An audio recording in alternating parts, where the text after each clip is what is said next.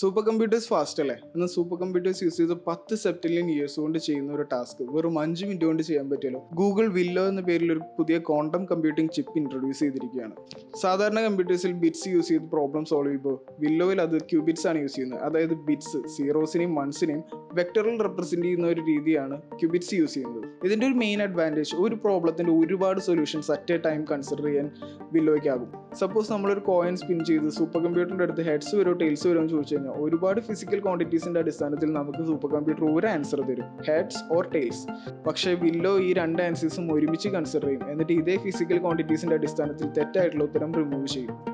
അതായത് ഒരു multiverse concept പോലെ ഒരുപാട് യൂണിവേഴ്സുകളിലെ ആൻസേഴ്സ് ഒന്നിച്ച് കൺസിഡർ ചെയ്യും. എന്നിട്ട് നമുക്ക് ആവശ്യമുള്ള യൂണിവേഴ്സിലെ ആൻസേഴ്സ് നോക്കി ബാക്കിയുള്ളതിനെ എല്ലാം റിമൂവ് ചെയ്യും.